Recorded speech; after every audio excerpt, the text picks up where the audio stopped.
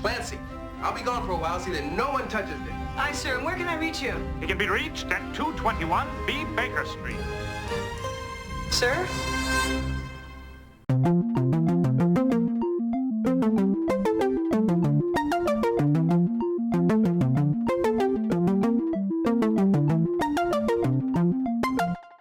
Hello, everyone, and welcome back to Fully Functional, a TNG podcast.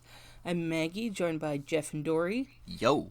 Jeff and I are huge Star Trek nerds. Dory's a Star Trek novice, and we're going on a journey through Star Trek The Next Generation. Today we're discussing what I believe is episode 3 of season 2, Elementary Dear Data. This is a really fun one. So we'll get going and turn to Dory for the recap. Okay, before I start my recap, I just want to say I want all of the credit because I was so right for my prediction of this episode. You were. Every single way. Every single way. Okay, it was like 60%, but you know. What? I said Geordi was going to be Watson, and I said somebody would be kidnapped. Oh, yeah, you did. Yeah. They were. Yeah. And then you changed your mind and decided that no, it wasn't going to be Geordi that was going to be Watson. Maybe it would be Riker. Wait, no, maybe it would be Worf. God, I would have loved to see Worf. But I wanted it to be Geordi. That's fair. I went back to last time's episode to just listen to the end to hear what my prediction was. And I was like, Wow, you listen to your own show? Nerd. I do. Okay, so recap. Okay, so the gang is going to meet with the USS Victory, but they're kind of early. So they've got some time to, like, chill out, have fun. And have a holodeck hijinks. Yeah. I love this episode. I loved this episode. So Data gets a message to, like, meet Geordi down engineering. It's urgent.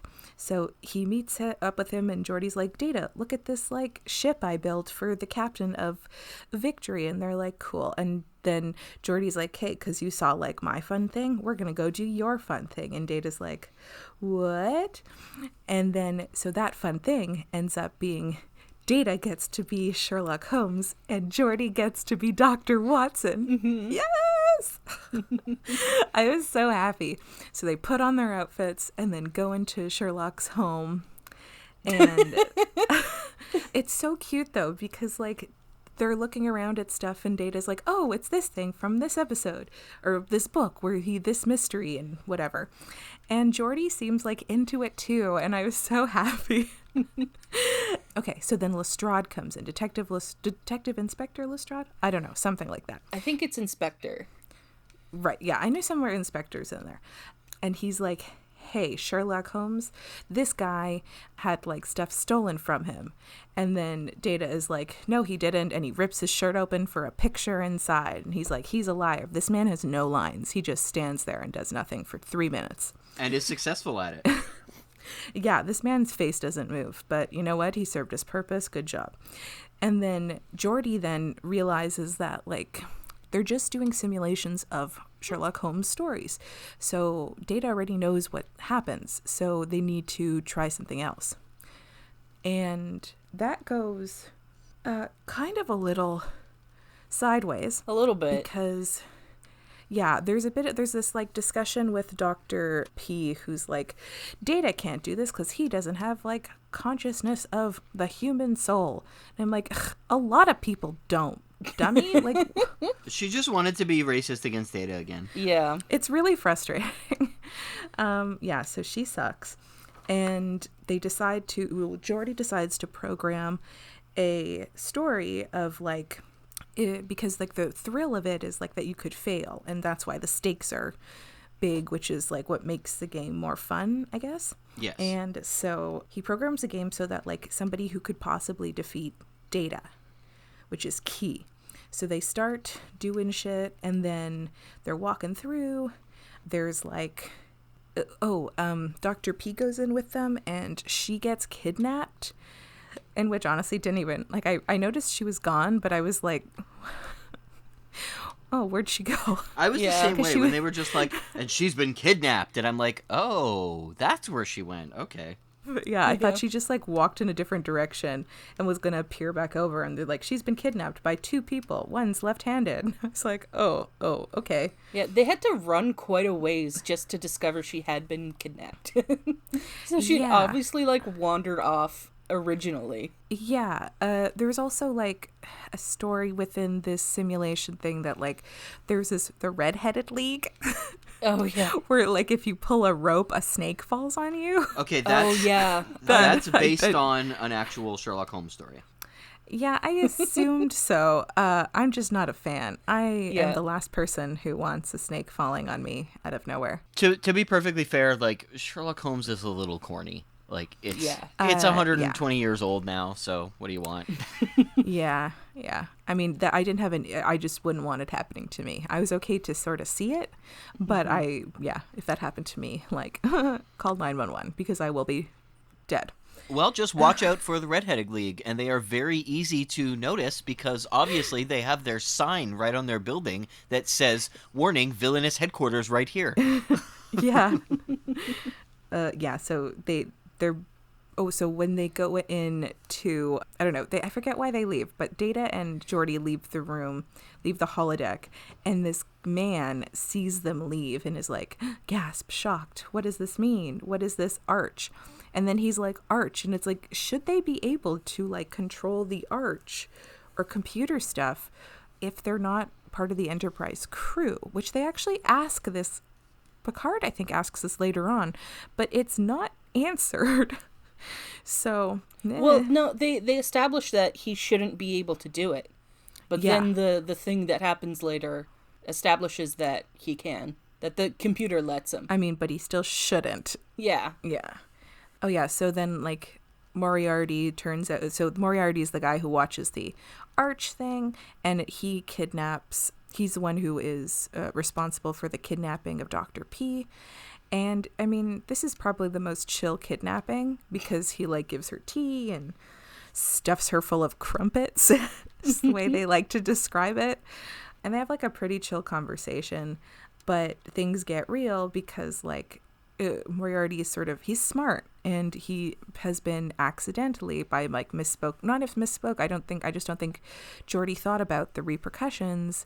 Which is honestly fair. I don't fault him for that. Of like, instead of saying like a word, like an opponent worthy of Sherlock Holmes, he said Data, because that's who he's playing the game with. So he accidentally fucks up, but I don't blame him for it because, I mean, who would have really thought about that in that way? I mean, the episode's story kind of is predicated on you got to be careful with, because computers can't understand what people are saying. You got to be specific. And it's like, yeah, okay, whatever. Yeah. It's a very, like, 80s computer ideal. Yeah. But then Geordi and Data find Moriarty's lair. And I have questions about that room, but I guess I'll get into it after. And they have a discussion in which Moriarty gives Data a piece of paper, and Data like just books it out of the holodeck, and we don't see the paper. Like, Geordi's like, what the hell? And finally we see it's a questionable drawing of the Enterprise. Yeah. And this doesn't make sense to me. How would he know what the outline of the Enterprise looks like? Because he accessed the arch. But, like, how could he see it? Well, because he has access to the computer's data bank. Oh, so it's... Okay, I'm picturing it, like, as, like, human style, not that he's, like, computer stuff, which I guess that makes sense. But anyways, it's not a great drawing. Like, I feel like he could have done better. Because then he also did, like, a interesting drawing on a chalkboard as well. So, like... At this point, he should have just written, like, Enterprise, or something on a piece of paper. But yeah, so it makes him realize, okay, he's more conscious than they realized. They have to then get Picard. Oh, they have, like, a crew meeting. And so Picard agrees to go back into the holodeck with Data to speak to Moriarty to get Dr. P back. And, it's a bit of a mind fuck, I'll say, because I honestly kind of worry about the repercussions of, like, the fact that they keep making these, like, holodeck characters conscious of the fact that they're not real. Just because that's, accidentally. Yeah. Yeah, because they did that for this guy, and then they did it for Dan Bell back in the Long Goodbye or whatever. Oh, the big goodbye. Big goodbye, yeah. The big goodbye. Yeah. They say long goodbye in this episode. So I'm thinking that. Yeah. So like Moriarty wants to be like a conscious human being. He wants to be real. He wants to be a real boy, like Pinocchio. And If the Enterprise crew could stop accidentally creating life, that would be great. Yeah. yeah, like there's a lot of crises happening, identity problems on this Crisis crises. But I then the conclusion is that Picard does take pity, I guess, for Moriarty, and saves the game, if you will. That's what he does. For like later, for future things, which I honestly I like that conclusion, because it didn't seem like Moriarty was like outwardly evil. Like this version was not evil. He just like and his motivations of like why he did this stuff, even though technically I think that the Doctor was kidnapped. Oh no, she was kidnapped after. Oh yeah, I guess after they exited the Arch the first time. Okay. Yes. His transformation's like slow. Yeah. So he starts off evil, but then like as the kind of knowledge integrates with him, he becomes a separate person, being. So I like that his motivations, like it didn't come down to like violence, or it was almost like it was not logical per se, but like it wasn't a weird conclusion. Like it made sense. And I actually really liked it. I mean, he did still threaten her. Yeah, but it didn't seem like he didn't really seem like he was going to really do it. Like it didn't really feel like she was in danger. Yeah, Okay. but it was more of a like a means to an end rather than he's just evil. Yeah. Plus he still had the power, like the computer stuff, because then this is also because of this Moriarty, they had the best like ship shake I've seen so far on this show, where people slid around in their seats. I was like, wow, effort, A for effort, you guys. It didn't look as silly as it normally does, but yeah, I felt like the conclusion. I also wonder if like this, I mean, I probably could be totally wrong. This is just wishful thinking, but I like to think that there is like repercussions for this episode of like how you word things when you're doing stuff in the holodeck. So, and maybe in the future, this like reminds people to like maybe think about what you're saying before, programming a thing for the holodeck. But I could, of course, this could be very much hopeful, just like because I like the idea of continuity, but I also could be incredibly wrong and they just misuse stuff or just fuck up later. So I don't remember, to be honest, so I couldn't spoil it for you if I wanted to. But all in all, I really liked this episode. Yeah, this was a really fun one. It was a nice way to make up the last two episodes that I did not love. Yeah. This is what I mean, is like when you start to see like the potential of the show in this season.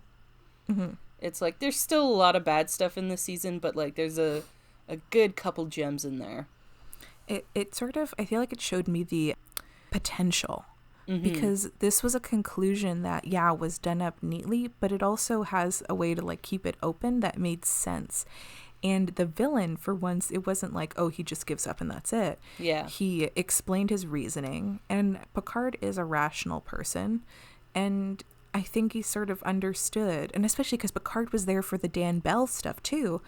So seeing that the hologram, I keep calling it the holodeck people, like have, you get to a point where they're able to understand if they're real or not. So, yeah, I really like this episode. Yeah, I forgot how much I like this episode as well. And the fact that, like, you're almost kind of like, anytime they cut back to the ship, you're, like, almost kind of disappointed. But they, but they only do it just enough so that, like, there's high stakes. Yes. And it makes sense. It's never overdone. Yeah. I also love this is, like, a really small detail, but when Data is booking it out of the holodeck with the piece of paper, and Geordi asks him, like, what's the deal? They have this really cool shot where Geordi flips the page over to reveal that it's like a silhouette of the Enterprise. Mm-hmm. But in order to do that, that means Data handed the paper to him upside down, and he was looking at it upside down. That's exactly what I made a note of in my notepad here. And the thing is like he flips it back over so that he's still looking at it upside down. Yeah. He doesn't put it the right way up. Well, yeah, he flipped it over so the audience can see it, and that was it. It makes for a cool shot, admittedly, but all I can think about is like he's not putting in any effort to put that the right way up. Right. He's just like, because I get it if Data handed it to him upside down, but he just keeps looking at it that way. Hey, maybe those maybe the visor can like flip things over if he needs him to. Maybe, yeah. Honestly, though, if I wasn't expecting that and you handed me an upside down silhouette of the Enterprise, I probably wouldn't immediately recognize what it was, because it's a perspective I wouldn't see it from, and I'm not expecting it. Oh, that's fair. So I'd be like, what the fuck am I looking at? it honestly took me a second to be like, what? Like the whole time I was trying to guess, okay, what would it be? What would it be? What would it be? And then when I saw it, I was like, oh, that's disappointing. Oh, it's the spaceship. I also love Picard's excuse to dress up at the end. Oh, he left. Also, Worf got to dress up. It was so cute. Oh, I felt so bad for him. He got dressed up to stand outside. Yeah, he didn't get to do anything. I don't think he wanted to. Fair, but he got all dressed up. That's true. Just in case. Why just in case? I don't know. Plot. I love the wardrobe just because I love long coats. I love long coats. So good. Everybody looked fantastic. Yeah. From Data's like smoking jacket look to his full out Sherlock Holmes with the hat. When I was a kid, so I've always liked mysteries. I used to try to. I mean, I think most kids did this. You put on 2 baseball caps in opposite directions, and be like, "I'm Sherlock Holmes." You are such a nerd. Yeah. Also, here was the thing. It took forever to find hats to do that because I have a huge head. Oh, we'll get a smaller head. Yeah. They also be really mismatched hats. Yeah, I have a big head too. Hats, like, I have such bad luck with hats. Yeah, they're not my jam, if you will. Yeah. And my hair's really thick too, so it's like a big head, thick hair. You gotta compensate for all that bullshit. Even Dr. Pete, her outfit was great. Mm-hmm. I think the attention to detail, like I give a ton of credit to the art department in this episode, because first of all, the Sherlock Holmes' apartment looked beautiful. Yeah, like, that was really well so done. Decked out. And they did one of my favorite things with like art direction is like they clutter it, but not in a way that looks like it's natural. A good clutter. Yeah. Because there's a lot of times where people overdo it with clutter, or they make everything really creepy neat. And like, yes, there are people who are really creepy neat, and people who are, you know, like very messy. They just keep shit all over the place. But there's like that in between where it's like a nice clutter, where it just is like, oh yeah, this feels real. Yeah, it feels lived in. Like that's one of the hardest, and Dory, you'll know this too, that's one of the hardest things of like production design is making it feel like real. Yeah, like populating a living space realistically. Yeah, making it look, it's lived in.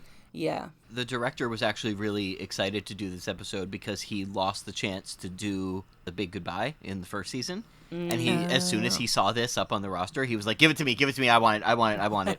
And yeah, they got to build like the entire London set on a stage for it. So they were really, really happy about that. I thought the London set looked really great. Yeah, it was fantastically built. I think it looks good for what it was. I mean, I think like because let's be honest, London was way dirtier. Like this was a time where like the Thames was disgusting. Yeah, but it's the 80s and it's like a stereotype of London from 100 years ago. I mean, that's the thing is I give them credit because it is sort of a hard thing to remake in one episode for that. Like, it's not like it's a consistent, scene that they would see over and over again in the future. But for what it was in that time, for how often they used it, I think it did look great. Yeah, it's still very obviously a set, but it's a really good set in my opinion. I do have some bad news for you. While this episode made great use of the Sherlock Holmes license, they were contacted after airing it by the estate of Sir Arthur Conan Doyle, who informed them that they actually still partially own the rights to him, and you can't use like a likeness of Sherlock Holmes without getting their permission. So they weren't sued for it, but they were not allowed to repeat it. They really, truly, there's stuff about this family. There was recently, there was not an adaptation per se, but there was a show, or a movie rather, called Enola Holmes that came out on Netflix. Oh, yeah, I remember. Earlier this year. And the family got really mad at Netflix because they cast Henry Cavill as Sherlock Holmes, and they were like, he's too nice. That's a weird choice. That's what they were mad. And honest, like I watched the movie with some of my friends, and the movie's fine.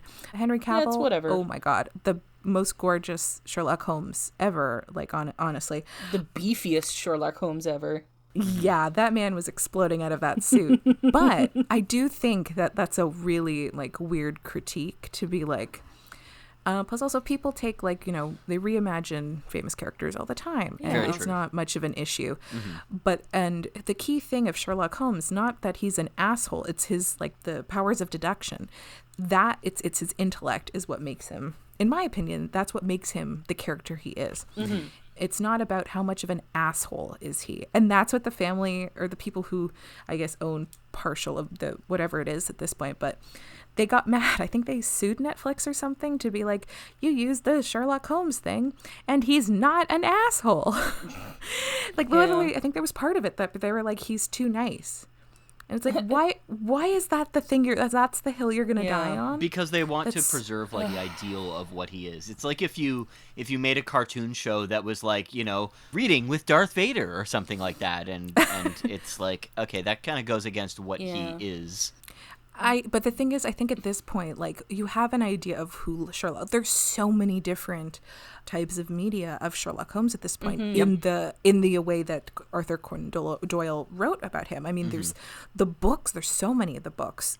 They have how many adaptations of Sherlock Holmes over the years? There's dozens. Yeah, and they're all in that character, but then they try something different in TNG, and then in Enola Holmes, and immediately those are 2 adaptations out of a ton. I don't think anybody. Well, no, I'm not going to say if anybody that's their number one introduction to Sherlock Holmes. I mean. I just think who cares? Why is this it just makes me crazy of why does this matter? Is it hurting you? No. Then why is this the hill you're going to die on? Right. And it's also honoring the character. They're not saying, "Oh, this character is now the villain." No, in both situations, he's still the hero. And they still use his powers of deduction, and they have the good parts of him, but they just change it to suit the story they're doing, but nothing radical except to him being a nice person. Yeah, I mean, and barely.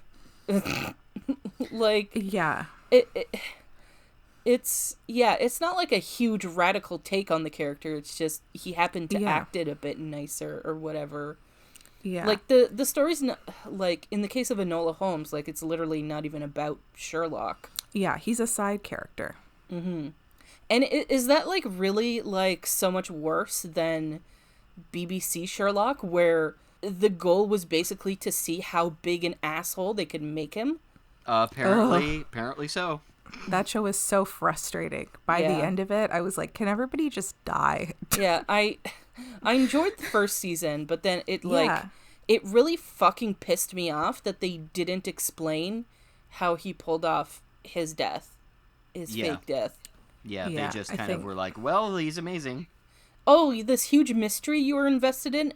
We're not going to answer it, even though the whole point of Sherlock Holmes is figuring out mysteries. Yeah. So there was actually a slightly different ending to this episode that got dropped, and I'm really glad that they dropped it because it would have kind of opened up some really bad ramifications for where Star Trek was going forward. So as we've reached this point in the series, we've seen a couple of holodeck hijinkses, obviously, but they hadn't really thought long term about where this is going. I mean, this is a new iteration of Star Trek that was only going into the second season at this point, so like they didn't know how far it was going to eventually go and how much Star Trek lore would be important and all of that. So originally, the piece of paper that they take with them has the picture of the Enterprise on it that Moriarty drew. They were like, "Oh man, this is significant. This is a big part of the story." And the reason why is because they managed to take it off the holodeck without it disappearing. And that was actually very important to the original version of the story. Because Picard realizes that, and apparently, according to that part of the script, there is a way to save Moriarty and get him off of the holodeck. Yeah, that's far less interesting. Yeah. Gene Roddenberry really didn't like that because he thought that it meant that it portrayed Picard in a way where he was like lying to Moriarty about him. And he didn't want Picard to come off as deceitful in any way because that's not how humans are anymore, etc. And that turned out to be a much better decision. Yeah, and that's also just not how Picard is. No, not at all. But the point in the way that it was written, at least the way that Maurice Hurley argued it, was that Moriarty is supposed to be like, you know, the most brilliant of evil geniuses ever, and letting him out onto the modern world would be dangerous. So, like, yeah, that is a fair point, but also the way that he's written is to not really be that dangerous. Yeah, they would, in order to make that work, they would have had to, like, really rewrite the story, because, like, they kind of establish, or at least strongly imply, that, like, he isn't, like, evil genius anymore. Yeah. He just, like, he's obviously a man that will, like, do crimes and stuff like that, but, like, not just for the sake of being evil. Yeah, it's got a service purpose. Yeah, he wants to exist. Yeah. He doesn't want to die, so yeah, I don't begrudge him, like, taking some extreme measures for that. Nope, neither do I. On that note, though, this is the version of Moriarty, the depiction of him, rather, that has informed all of my other depictions of him over the years, because I saw this when I was so young, and it's definitely a bit of a nostalgic bias there, but this is my favorite depiction of him, because this is the one that makes him come off as the most intelligently sinister, I find. And I love the way he acts it, too. Yeah, because he's not deliberately, you know, being evil because it's like, oh yeah, I have a master plan and it's just to foil you. Ha ha ha. No, he's doing things for a purpose, and it's always for a purpose. And so he still has that sinister twinge to him where like when he's talking to the doctor, he's like, "You're not afraid of me, are you? You should be." Yeah. And he kind of like cuts himself off in the middle of saying it because he still wants her to feel comfortable and whatnot. It's it was a really, they casted him fantastically. Jeff, how do you feel that your whole vision of Moriarty is based on the butler from The Nanny? Look, everybody's done at least one job that they're not proud of in their lives. I mean, that show went for a long time. Yeah, I know. And I mean, lots of people have been on shows for a long time where it's not the most prestigious of positions, but hey, it's a nice paycheck. True. Although, truth be honest, I like that show. Is this the Fran Drescher show? Yes. That's The Nanny? Okay. Yeah. I know of it, but I've never seen it. He played the butler on that show. There's a butler? Yeah. Okay. All I know about the show is that she was on it and that apparently her outfits were great. Yeah.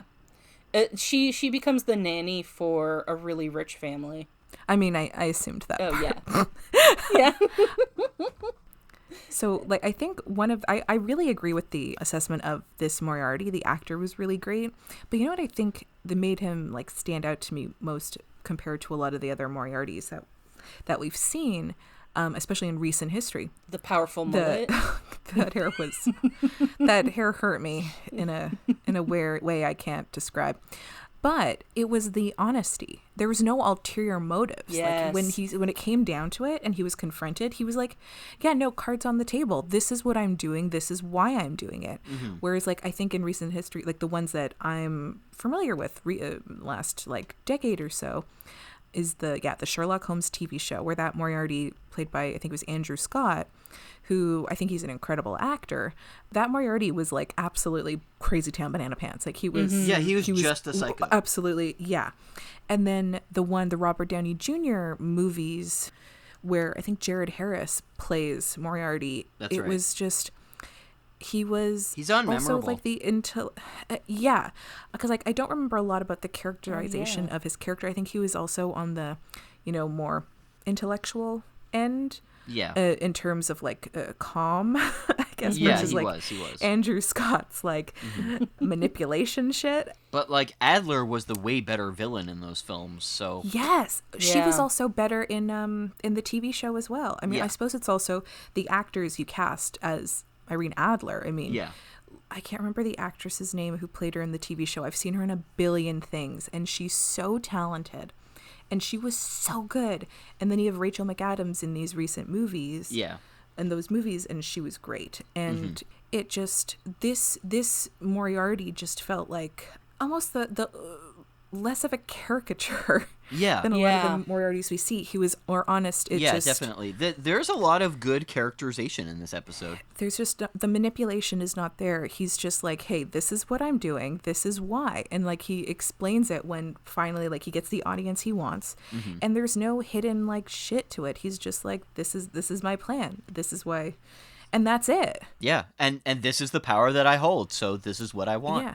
And his reasoning, and then when you think, okay, so what he did to get to this point, it makes sense. It's not like, how dare, it just, no, it's not, it's a rational sort of progression, and it makes sense, which is why I think they pulled it off really well in this, because it's like the writing was good, but the actor, I think, really sold it. Yeah, agreed. Yeah, agreed. I really like the way that he performed it. And it's amazing considering that it's Star Trek, that this is like one of the least cheesy portrayals I've ever seen.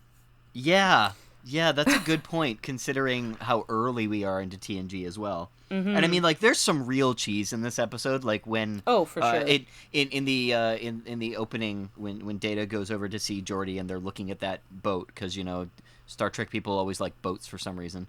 And the two of them both stand up at exactly the same time so that Geordi can deliver his line, and I'm like, I know how scripted that was, and I cannot stop cracking up.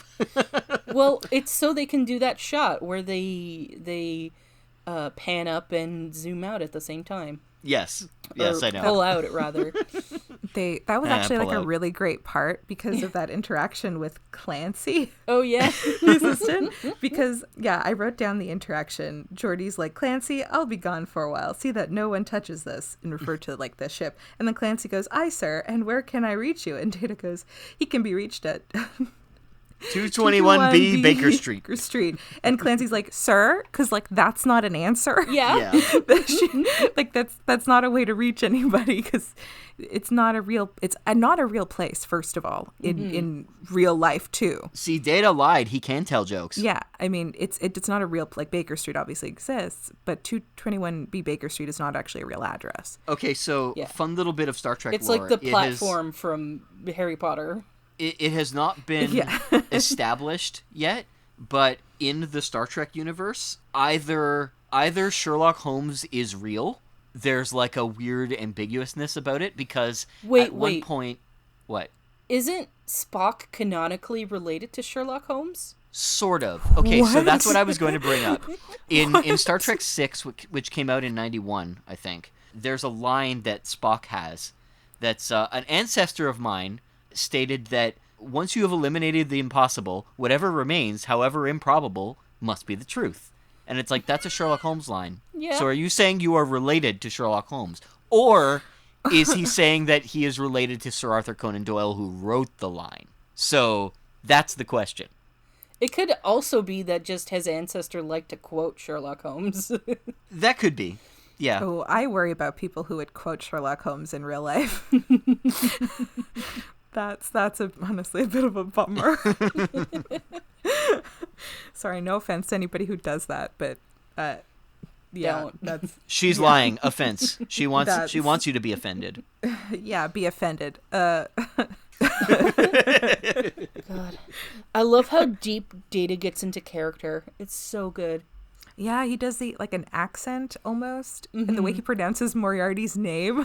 I wanted to bring something up about that. So when they first go into the holodeck and Data ends up pissing off Geordi because he's just solving all the mysteries beforehand, you know how Geordi is like writing down and also verbalizing exactly what it is that's happening? Yes, Is he just adorable. wait, no, listen. Is he just rewriting the words of Sir Arthur Conan Doyle as he remembers them? That doesn't sound very fun. Well, here's the thing, is like the books are written that way from if I'm remembering correctly. Yeah, Watson writes them. Yeah, they are. It's all they from are. his perspective. But in that moment, is he just writing what he's already read? Yeah. I mean, that... I guess so, because it's the plot that they're looking at is from a book. Yeah, well, here's the thing, is like, I don't know if that's actually from the book. I think Geordi's just writing it as if he was writing the book. Okay, it's possible that he's just writing what he's read, though, and I found that prospect very amusing. The fact that Geordi can remember the entire paragraph. No, the fact that, for fun, Geordi is just rewriting a book that's already been written. Aw. I mean, either way, I just liked Geordi playing the part. Well, he's there for Data, so yeah, he's I'm just aware. Playing along. Although, okay, is it just me, or was Geordi a little too pissy about how Data was playing the holodeck game? Yeah, he got pissed immediately and just got up and left and didn't even explain it. And it's like, hey, dude, grow up. Yeah, and here's the thing, is like, I totally get it. Because I would be bummed, too. Like, I'm like, that's really not that fun. That's like, whatever. Data's like... Because Data just skips immediately to all the spoilers. So, it's like... I don't know, if that's the way Data enjoys it, then so what? That's the way he likes doing it. Nope, can't be that way. If you don't enjoy things the way that I like them, then you don't enjoy them. Yeah, and it's like, it's fair that... Because the whole thing is like, Data... This wasn't an exercise in him trying to do something human. This was just like, a thing he does for fun. And yes. like... That's how he has fun, apparently. Mm-hmm. So, like, I totally get it. Like, you can come up with a compromise. It's like, hey, I get that this is fun for you, but this is kind of boring for me. Can we maybe, like, do something where you don't already have all the answers and stuff like that? But then there's no drama, and you can't get racist tirades from the Doctor about how Data's circuits are going to blow if you try to give him an actual mystery. Just, okay, imagine if she was saying that shit, but, like, because she says all this shit, like, oh, because he's an android. Oh, yeah, I wrote it down, like, part of the conversation. So Dr. P goes, this is, like, about the human soul, because that's, like, the thing that Charlotte Holmes has and Data doesn't. And she goes, that understanding is beyond Data. And then Geordi goes, now you're just being unfair, Doctor. And then Dr. P goes, I don't think so, Lieutenant. Your artificial friend. Artificial? Your artificial friend. Doesn't have a prayer of solving a Holmes mystery that he hasn't read. And to me, that's bullshit, first of all, because, first of all, we've established prior that we know that Data's got the deduction powers. Geordi says it also at another point in this episode. Yeah. I don't remember. I think he says it in this conversation. So that's all that you need. I mean, I don't think Sherlock Holmes was also known for being particularly sympathetic or talking about the human soul, and which is also why I think Data would also be perfect in this situation, because he's objective. He doesn't have the biases that most people would have. So he's just looking at the facts. He doesn't have to be like, okay, well, what, like he understands that, and I think that actually works more in his favor. Yeah, and a lot of the depictions of Sherlock Holmes that I've seen is like, he's cold and callous and doesn't really care about people's feelings. Yeah. And shit. Yep. So, like... The human soul is not relevant to, like, Sherlock Holmes. Yeah. And that's not part of his character. I mean, they were definitely romanticizing it a bunch. It's wrong. And I think it's messed up. Because also, she doesn't... I mean, her bedside manner must be garbage. Because if this is... Fucking seriously. how she's treating someone. But also, like, the fact that she says this all fully out loud to his face. Yep. That she doesn't think he can do this stuff. And it's honestly, she's lucky that Data actually is an android, because if he was a she would have been punched in the face or something. Yeah, and But- Data basically his response is like, because she starts saying shit, and he's like, "Am I really so different from you?" You know, and it's basically like, yeah, why do you have to keep like bugging him about this? You know what they have to do? Okay, here's the thing. We know that Data exhibits human qualities. We need to get in contact. They need to get the AV crew of the Enterprise together, and they need to show Dr. P the footage of Data at Yar's funeral. And if that's not an example of him being human, then like, I don't know what is. Just like, you know, catapult, yeet that woman out of this ship or whatever. Seriously.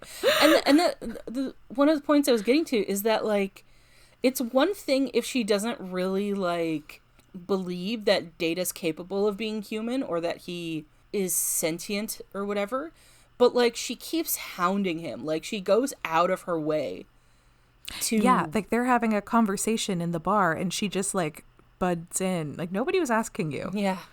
Like, fuck off. They're having a conversation about their game. You're not involved in any capacity. Yeah. And, like... Makes me miss Dr. Crusher. Yeah, seriously. And one thing that I hated was, like, she's like, Data can't solve genuine puzzles. It's like, if he discovered something that he didn't know the answer to, his circuits would blow or whatever.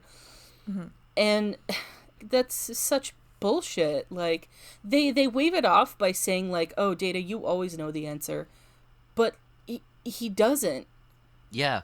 There's lots of times when he doesn't. Even in the first season, there were plenty of times he didn't know the answer. Yeah, and he solves puzzles all the time. He does research. Like, he can do it a lot faster than a human can, but, like, he doesn't just immediately know the answers. He has to solve mysteries all the frickin' time. Like, after an episode like this, I have no idea why there are so many people that are like, yeah, but she kind of redeems herself afterwards, you know, she gets to be more friendly. And it's like, no, what they do is they never address it anymore. They get partway through the season and they decide this isn't really working, let's not continue with it. But she never makes up for it. Yeah, she never apologizes, or there's no realization or whatever. She just hides her racism now. Yeah. It's also frustrating because she's a doctor. Yep. And it's honestly, like, it makes me think of these days where, like, a doctor's job is just supposed to, like, the Hippocratic Oath is to, like, do no harm or something. I don't know. I'm not a doctor. I don't know what the actual... you're right. I don't know what the rules are for that. That's essentially it. Yeah. I mean, this might be completely, like, just my... I've always pictured, like, doctors to be good people because the idea is that they want to help people. I know in reality that's not, like, explicitly true because obviously there's doctors that, you know, aren't good people. But I would think in, like, a show like this where we have Crusher, who was so, you know, like, on the side of, you know, justice and just of, like, not holding back the stuff, like when she saw shit and just... I think I just hold Beverly in, like, such high regard that it just, to me, like, to have a doctor come in to replace, not only is she just replacing a great character, but to just be, like, a bigot and to show a bias right away. Seriously. And I think that's, like, really weirdly topical because right now there's so much bias in the medical fields right now because of stuff with Corona, but also in different communities. There's doctoring is not as, like, you know, straightforward. Like, I hear all these horror stories of people going in, especially this happens a lot with women versus men, of women going into, you know, the emergency room for some kind of pain and then being brushed off like, you'll be fine. And then, oh no, they're like fucking, like, appendix has burst, but it's like, people think that people handle pain in different ways. I know this is also really prominent in Black communities in the States as well, where, like, people of different races are not taken as seriously at hospitals because doctors assess that people carry pain differently, which is, like, not like, I don't think that's really a thing. People they're in fucking pain. They're in pain. Like, they should be treated. Yeah. Yep. And so we know there's a bias, so it sucks to have somebody who we now know has a bias in the show, because then like she has an issue with Data, but like who else is she going to have an issue with? Because very rarely do people who have prejudice like this or are a bigot, it's just like one group they don't like. No, it's normally there's like, you know, other groups involved. So it's honestly like it's disappointing that especially someone in a position of power, someone who's supposed to be important to the team, and someone who's a doctor who's supposed to be in, and it's not even like, forget the fact that she's a woman. It's just like in her positions, that's just a lot of shit to be like, this is definitely someone I don't know if I'd want treating me if she shows that much bias and prejudice, and then it does suck on the top of the fact that it's a woman who, I mean, yeah, because going back to this, I wanted to give her a fair shake in that, like, you know, a lot of times, like, female characters, like, they can't get away with the same shit that a male character would. Yeah. And I wanted to be like, is this just because, like, I can't accept the bones attitude from her that I can with, like, a dude? But no, she's a fucking bigot, and like really in your face about it. Yeah. Because like I tried to think about like what else has she done in this show so far, because the thing is I don't think she's necessarily a bad doctor, because she was like sort of sympathetic, I guess, with Deanna in the first episode, but then like it's just completely soured with how she treats Data. So any decent qualities, because she also seems like a no-nonsense person, which is fine. That's good. Like you want characters like that, because there's people like that, and I think that's a good thing. But when you have someone who's like that, and then, oh yeah, but they're also racist. So yeah, like all the good parts are now gone. I think they were going for no nonsense, but to me it comes off as dismissive, which is something you don't really want in a doctor. Usually not, no. Yeah, because like no nonsense, you get shit done, but this is like, it just feels bad. Yeah, she just seems to have a really big ego. She's really full of herself. And it sucks. Because like I wanted to like her. Because like I obviously, like when I learned that Dr. Crusher wasn't going to be back this season, I was bummed because I really like her. But I was like, okay, but they brought in a woman to take the place still. So, you know, at least we've got someone other than Troy having to carry all the, you know, the women quota. Yeah. And it's just, it sucks that like, this is all the different aspects. This is someone who's also, she's not a young woman. So like, that's something that's like, I think also like bit in her favor. She's not a young woman. She's got a high powered job, which is awesome. All those things individually, it sucks that she's an asshole. Yeah. She's got a lot of things working for her, but yeah. Yes. Yeah. Yeah, because then when you see her, like, when she was interacting with Moriarty, she's fine. Like, her qualities are good. It's just, everything's soured because she's a racist. Or she's a bigot. Like, it's just, it's unfortunate.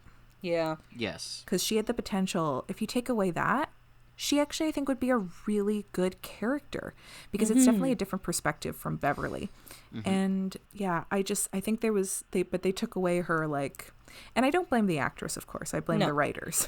Yeah, it's absolutely the fault of the writers. And it's frustrating. Her other behaviors that bother me, I suspect wouldn't bother me if she wasn't so bigoted towards Data. It's like not only do I not like her because of her bigotry, but you know, the personal bias of like, I really like Data. You know, I don't know why. I don't understand the decision to make someone who harps so hard on a fan favorite. Like, that's just a bad, like, business decision, you know? Yep. Yeah, there's also, the thing, it's also so one-sided, because Data doesn't do anything.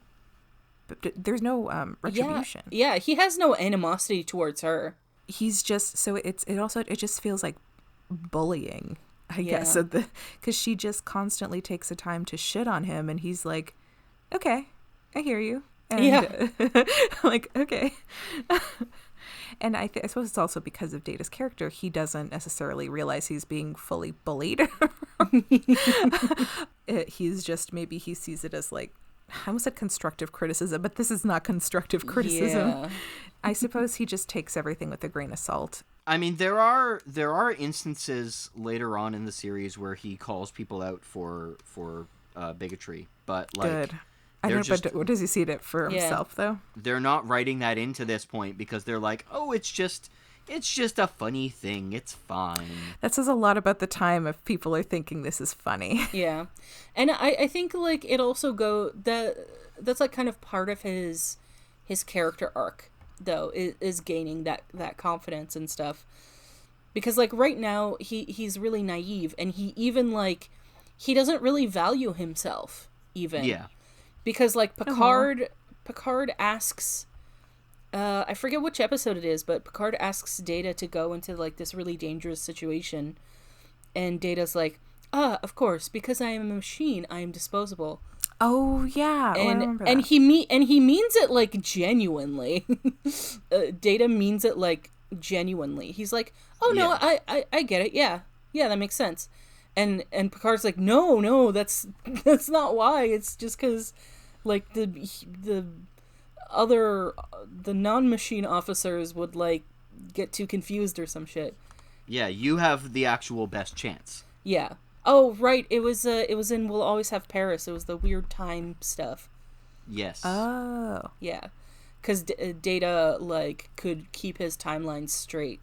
Mm-hmm. So then like over the years he gains the confidence to be like, no, I'm deserving of being here, and I'm not disposable, and all that stuff.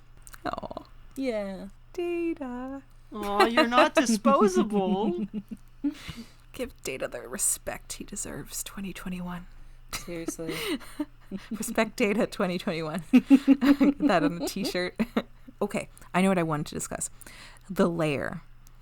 Okay, oh yeah, Moriarty's lair. So first, logistics wise, what the fuck? Because like, okay, first thing when they get in there and you see like, you know, the experiment stuff with like the vials and different colored liquids and all that shit. Oh yeah, his like big chemistry set or whatever. Yes, chemistry set. Yes.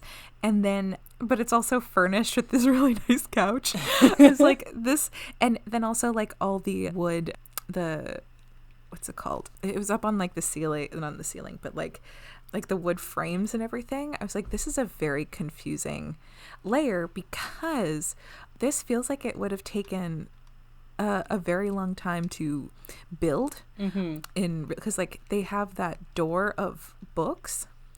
Oh yeah, the bookcase. Yeah, that opens in secret, and there's just a lot going on in this layer, and I loved it.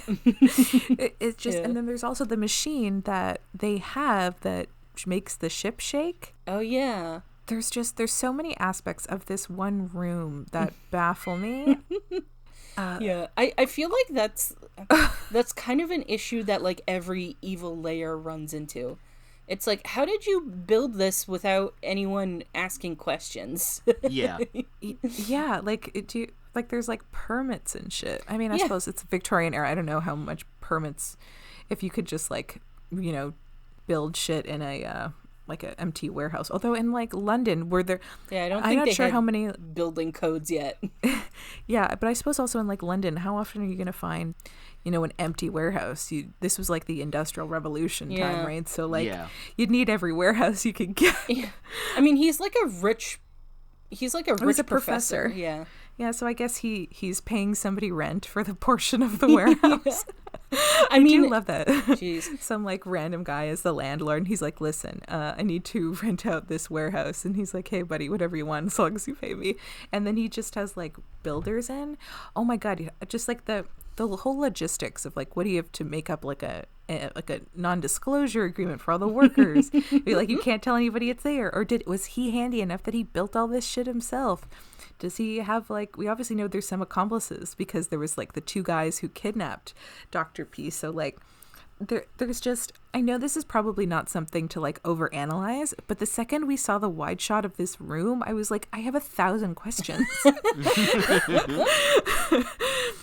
Like, I mean, it also was just really nicely furnished. And he also had the setup of like the tea and like the biscuits and stuff. It just, Yeah, well, he has good taste.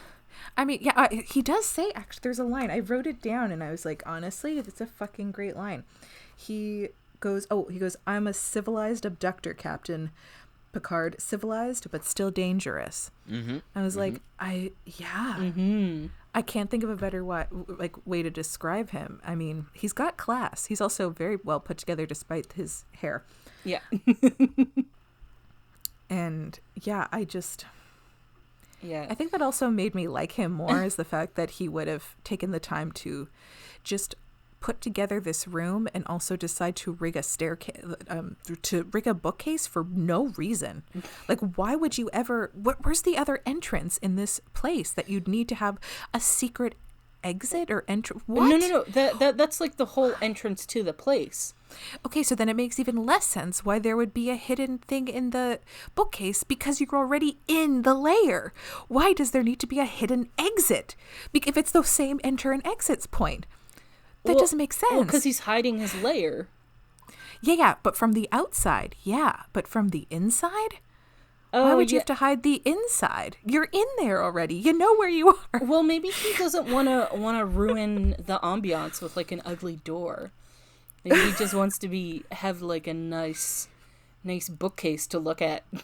I mean, I guess it just feels like a lot of work for something that is truly just a vanity project. Well, honestly, given some of the staircases in Victorian houses, there was no building standards. Fair.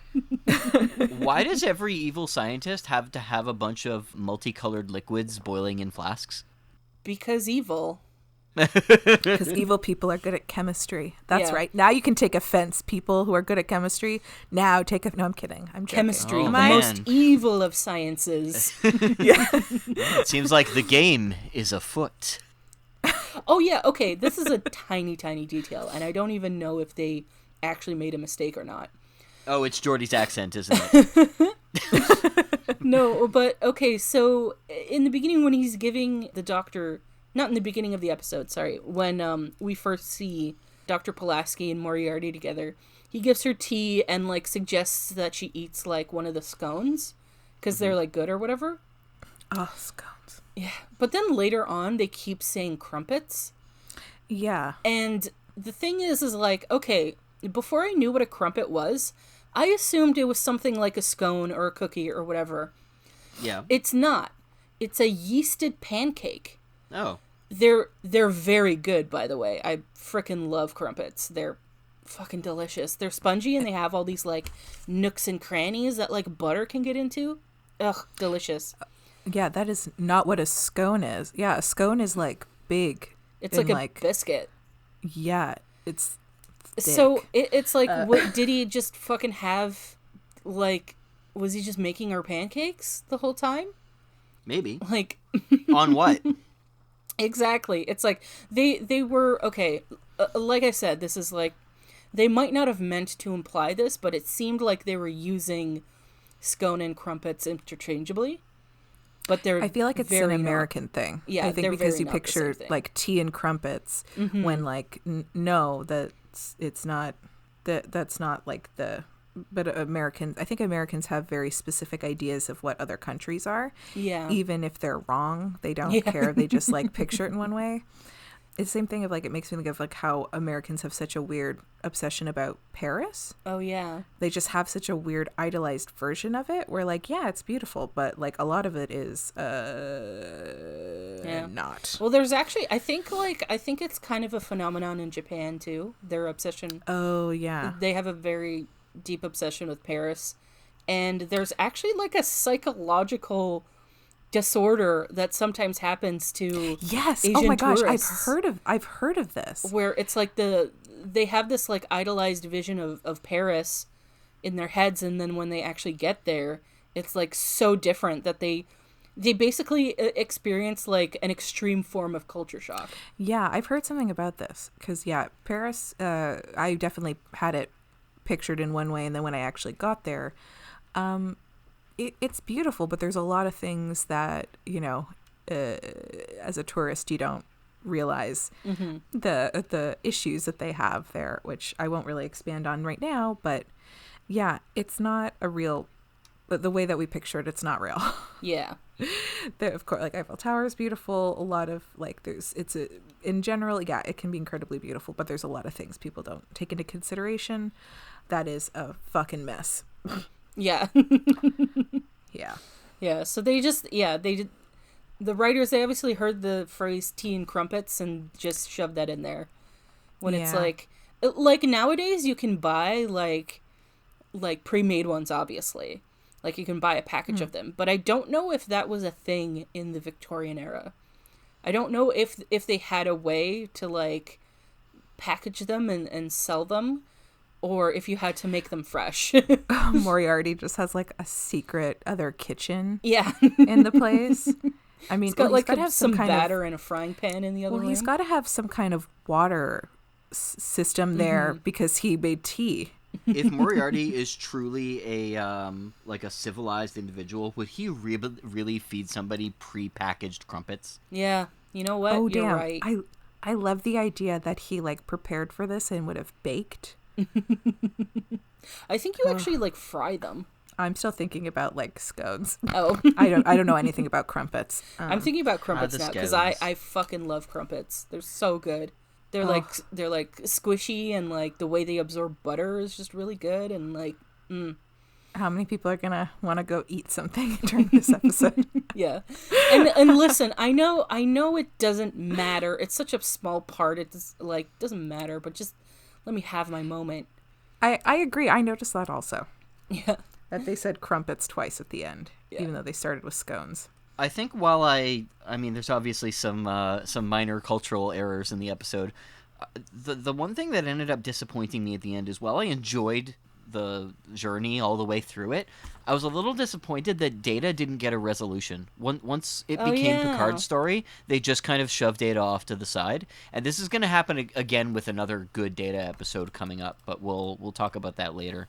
But I was a little disappointed about that because the entire mystery was like going around this like, oh, can Data prove Pulaski wrong? Find out on the next exciting segment of Star Trek, and we never got that.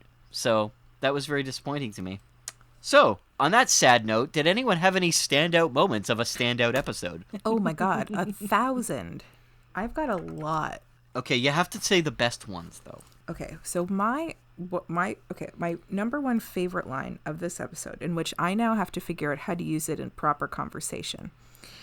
Data exits before I don't remember what the context is of the scene, but Data goes, and now for strictly personal reasons, I must leave. Oh yeah. And I was like, that's so good. That line might be my fully functional of this season. I want to. That's like my goal now. I mean, when I see human beings again, I want to so badly, just for personal reasons, for strictly personal reasons, I must leave now. You have to say it very dramatically too.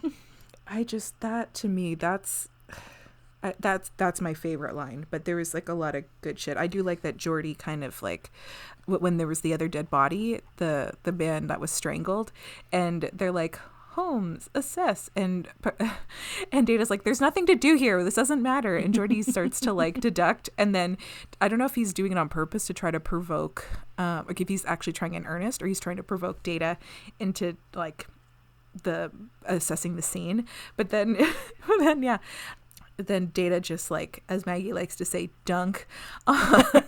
He just like dunks on Data. Data dunks on Geordi of like, no, you're like, your reasoning is wrong and this is the whole thing and you're an amateur and like, like this is actually what happened and it's not relevant because this lady strangled him with her scarf. Goodbye. Yeah. That was pretty funny.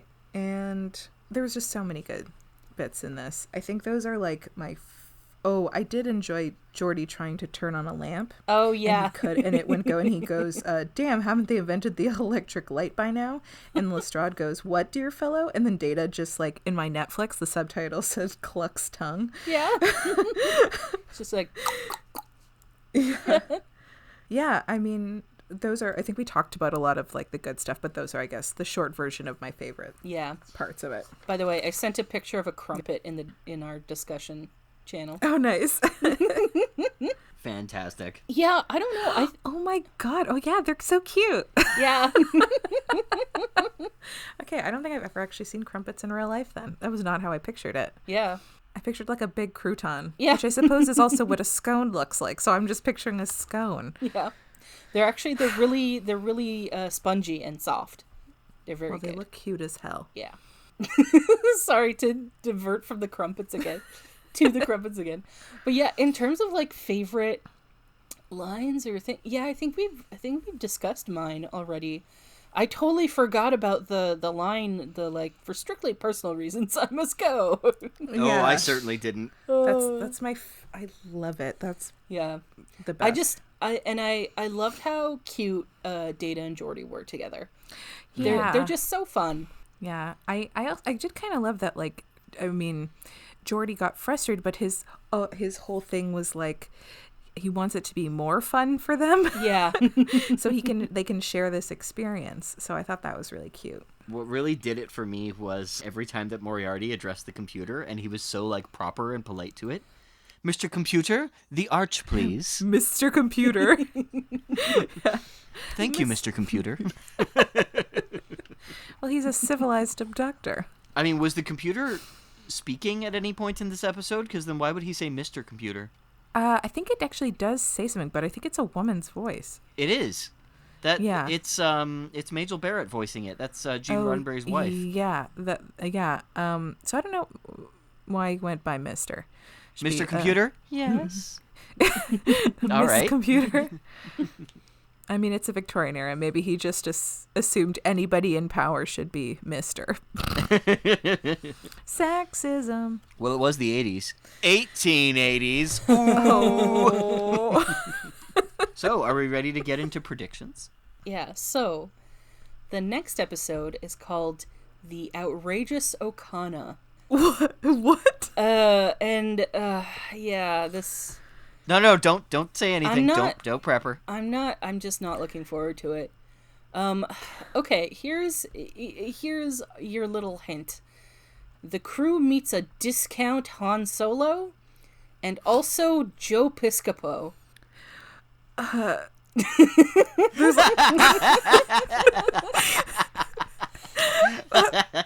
It's a lot to unpack. Just to warn you, this is a quote-unquote comedy episode.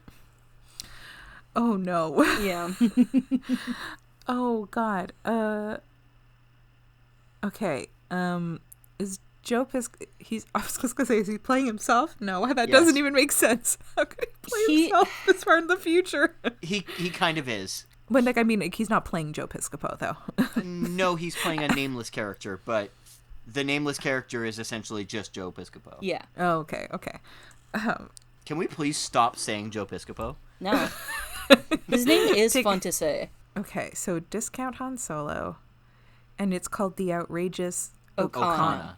Okana. Okana's the guy's name. Okay. This is going to be real left field style, so I think my being right is only going to last this episode.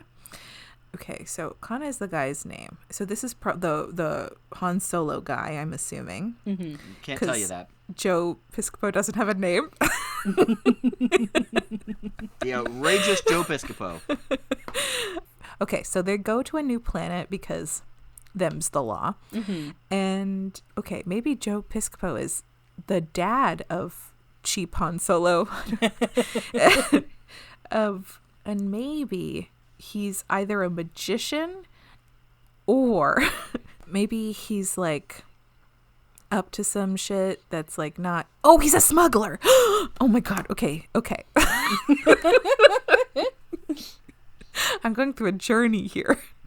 Okay, so maybe Joe Piscopo's son, Discount Han Solo, is a smuggler, and he's maybe like he gets caught. No, maybe they don't realize that he's not like on the up and up. Maybe he's someone who's like, oh yeah, I can get some stuff for you, but they don't realize it's illegal, and he's like smuggling stuff maybe not like the crew in general, but maybe somebody on the crew when they're on this planet needs something, and so he gets it for them, but it's bad, and Joe Piscopo's worried about his son.